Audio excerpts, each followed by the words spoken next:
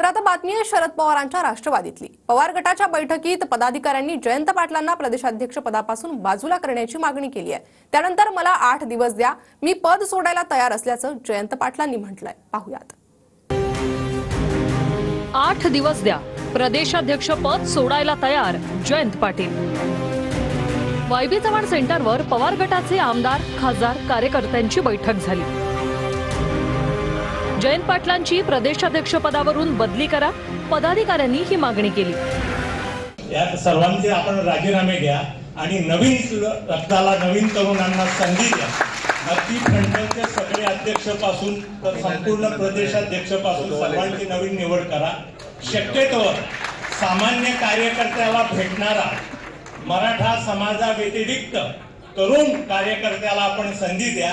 राज्यामध्ये वेगळं वातावरण चालू आहे, पण आपल्याला पवार साहेबांच्या नेतृत्वाचा फायदा घ्यायचा असेल आणि जो अध्यक्ष खऱ्या अर्थाने वेळ देऊ शकेल प्रदेशाध्यक्ष म्हणून, अशा अध्यक्षाला आपण आता त्यांच्याकडे जबाबदारी द्या। याचा अर्थ जयंत पाटील साहेब वेळ देत नव्हते असं अजिबात नाही, परंतु नवीन तरुणाला आता संधी द्या ही विनंती करतो।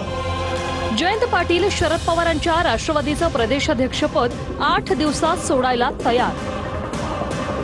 मला 8 दिवसांचा वेळ द्या, त्यानंतर मी पद सोडतो, जयंत पाटलांचं वक्तव्य। बुधवार तुम्ही काय केलं याचा डेटा द्या, त्यानंतर मी बाजूला होतो, जयंत पाटलांचं कार्यकर्त्यांना आव्हान। बोलणं सोपं असतं, परंतु चांगला माणूस शोधणं आणि त्याला पुढे आणणं अवघड असतं, जयंत पाटलांचं वक्तव्य। मी एकटा किती काम करणार, जयंत पाटलांचा सवाल। जयंत पाटलांना बाजूला करा या मताचा मी नाही, जितेंद्र आव्हाडांचं समर्थन। मग लोकसभेचे यश हे जयंत पाटलांचं यश आहे। 6 महिन्यात बदललं तर मग जयंत पाटलांना काढून टाकायचं, हे कुठलं नवीन गणित आहे? आणि मी माझ्या भाषणात बोलून दाखवलंय। मी तरी कधी बोललेलो नाही, माझ्या कानावर कधी कोणी घातलेलं नाही, आणि मी ह्या मताचा नाही की जयंत पाटलांना बाजूला काढावं। जयंत पाटील रोहित पवारांमध्ये वाद नाही, जितेंद्र आव्हाडांकडून स्पष्टीकरण। रोहित पवार विरुद्ध जयंत पाटील कसा विचार करतो? सिनियरिटी बघा ना जरा जयंत पाटलांची। शरद पवार, रोहित पवार विरुद्ध जयंत पाटील ही लढाई अजिबात या पक्षामध्ये नाही। तेवढे समजूतदार रोहित पवार आहेत आणि तेवढी परिपक्वता ही जयंत पाटलांमध्ये पण आहे। प्रस्थापित लोकांना संधी नको, शरद पवार। 60 ते 70% जागा तरुणांना देऊ, शरद पवारांचं आश्वासन।